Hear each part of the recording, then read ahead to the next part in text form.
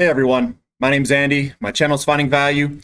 If you like making money, I search for the most undervalued assets in the world. I look at the market conditions, and then I say, these are the best opportunities that the world has to offer.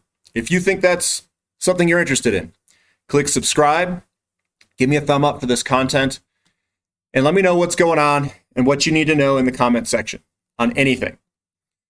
I was scrolling through all the comments, and I want to respond kind of to how I operate my portfolio.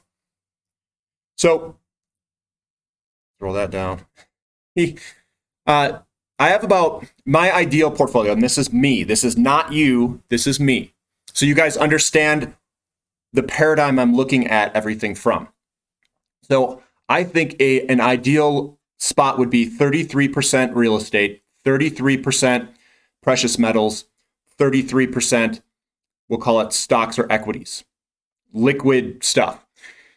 So the reason I break it up that way is real estate there's three things in life that really preserve wealth. It's fine art, real estate, and precious metals. That's it. Those three. Now, given the current market conditions is we have an inflation coming. That's from real estate. So real estate is going up. It's very inflationary. So you want to play the real estate angle because that gives you the most leverage, and it's the largest inflation hedge that you can have because you can take a loan, buy real estate, and then the inflation will eat it away. So that's one thing you can do. Then you've got the other portion, precious metals, which is the 33%. And what I do there is I do what's called ratio investing. I swap metals based off of ratios over time, increasing my ounces that I hold over time based off of the ratios and the swapping between different precious metals. I do have some videos on that. I show one of them where I turn $10,000 into, I think it's 6 million now. We would be holding rhodium at the moment. Swapping between silver, gold, palladium, rhodium, and platinum. Those are the metals that I used. So I do use that. Now, on my stock side, because I'm getting a lot of questions about this, what I do is I look at all of the best sectors, what I think are the best sectors in the market, given the current market conditions. Those sectors, the ones that I really like, are nickel, copper, platinum, silver, oil and gas, uranium, graphite. Tin looks very good. I just don't know a very good way to play tin, but I've been trying to find tin companies so I can get some money into some tin. Tin is actually the most used metal for the renewables coming up. It's actually the most, and I can show you some data on that. I take positions. So my positions are typically, sometimes they're in highly leveraged, sometimes they're in the explorer developer phase. I try to find them when they're really young. Then they can grow and grow and grow, either grow their reserves or grow into a producer, which gets far different valuations for the pounds in the ground or ounces in the ground, however you want to call it. And I go and I target those companies and I spread my money out very, I would say 1 to 2 to 3% of the portfolio total. I spread it into each of these positions and spread it out. One, it reduces volatility because these smaller micro caps, small caps, and mid caps they're very volatile, very volatile. And if you're not used to that, it's a learning experience if you're not used to it. And they're so volatile that I can't put stop losses on it. You'd be stopped out of everything. So I don't put stop losses on it. I control and reduce my risk by my position size, the 1 to 3%. So that's kind of what I would say reduces my risk given a certain company. But I don't put stop losses on at all. And I have maybe uranium. I have a lot of companies because the potential returns are so large that I have to get almost all those companies. And maybe there's 20 or 30 companies that I'm really interested in. Some of them are explorers. And if those explorers hit something, I mean, any of them, you're going to get a massive return. So when you're working with asymmetric bets, an asymmetric bet means that the upside is it's multiples up. And your downside is obviously you can only lose 100% of your money, but you can gain 10 times, 40 times, 100 times, 200 times, 1,000 times your money. Now, I know it's rare to get a 1,000 bagger, but I do think there's 100 bagger somewhere. I do think somewhere in my portfolio, I may have a 1 or 2 or 3 100 baggers in there. Don't know which ones though. It's tough. It's tough to know which ones. So that's how I reduce risk. That's how I lay out my portfolio. I do not put stop limit.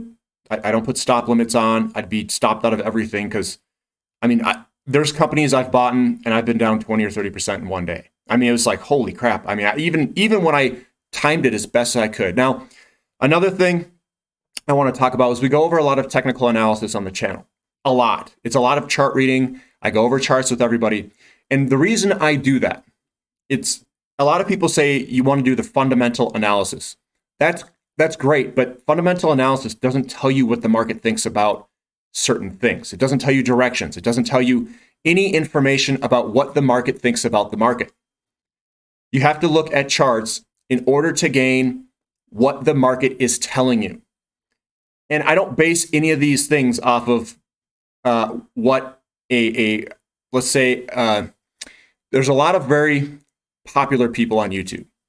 I don't take any of their advice at all. I listen to maybe some of the underlying stuff that a trader may have, because I learn more from traders, it seems like, than I do from the fundamental guys. The fundamental guys, they're good and you can get a value on something, but in commodity investing, it's all about the price of the commodity. That's the most important thing right there, is the price of the commodity. So I have to engage market conditions based off of what the market is telling us. Are interest rates or yields going up or down? You have to look at charts. What is the dollar doing? What's the dollar doing in relationship to everything else? Now, value is ratios. And in commodities, you buy an undervalued commodity, you can go and buy all of those companies in that undervalued commodity as so long that the commodity is about to turn and go up. If it doesn't turn and go up for years and years and years, you have a lot of risk where some of those companies can go bankrupt. And that's where fundamental analysis, you could look at the fundamentals. You can say that this company doesn't have any debt, it's great. But what about the companies that do have debt? That's your biggest opportunities, because they're going to get driven to the ground to almost zero. And if you could buy something for a few cents and it was a $10 company, 2 cents, 3 cents to $10 in another bull market, that's a very big return. That's a 50 bagger or something like that. So that's the reason I show all these charts is it gives us information about what the market thinks. Ratios tells us value. And whenever you have value, that's good. Whenever the ratios are telling us that something's a buy, I think it's okay to buy it at any time, irrespective of what the charts look like, if it's expensive or cheap based off of trading. It's the value is what gets realized in the future. And that value is what you're buying. So it's okay to feel like you're chasing something a little bit. It's, so long as it has really good value. And most of these are so underpriced, so undervalued. It is absolutely ridiculous the bargains you're getting for these companies, these mining companies. And the ratio, at least from a commodities to stock ratio, is at 100-year lows, 100-year lows. And it may even be all-time lows. So we are definitely in the right area. We have market conditions that are changing. I'm buying based off of value on those ratios. I'm looking at market data to see when this stuff rotates. And what I mean by rotate, the money rotates out of other sectors into the sectors that we hold. And you can tell by the ratio, because the ratio is saying, hey, look, in relationship to history, this commodity area has never been this cheap, which means that the money's rotated out of the area. Eventually, inflation comes, interest rates go up, and money's going to rotate out of the other sectors into our sector, because our sector is an inflation hedge. It's a hedge against inflation. And I think inflation is going to come, and it's going to come in a big way. I can't tell you the exact moment, but it's already started. And commodities are, I think, the best area to be in. Now, go back to my portfolio, 33% precious metals, 33% real estate, 33% equities. That is the reason I hold such a large position in physical precious metals, the bullion, is that if inflation comes, if something happens with the currency, I am protected. Like, I am protected. And I can do that ratio swapping to increase my ounces. So it's not just dead money. I'm still increasing the ounces quite a bit outside of the system. I'm not in the system with a lot of that money. So if we have this tidal wave of inflation, and if there's a run on the banks or run on the COMEX or run on something, I'm positioned quite well. And the ratios tell us that platinum and silver are the two cheap metals to accumulate. Those are the two that I like. And then we have the equities. So if that doesn't materialize in a currency problem, in a run on the bank or run on the COMEX or whatever it is, if that doesn't materialize, then I'll be just fine with my equity exposure of 30% of my net worth, 33%. And that will grow, and I'll continue to convert it into physical precious metals over time. So thank you for listening to this. Subscribe if you haven't. Give me a thumbs up. I wanted to try to clear a whole bunch of comments, questions about how I approach investing, what my portfolio looks like. Do I cost it? And I cost average in. It reduces the risk to that volatility. So I buy, and cost averaging in doesn't mean that you cost average in at a fixed time frame. I may cost average in 4 times in a day if you have 0 transaction fees.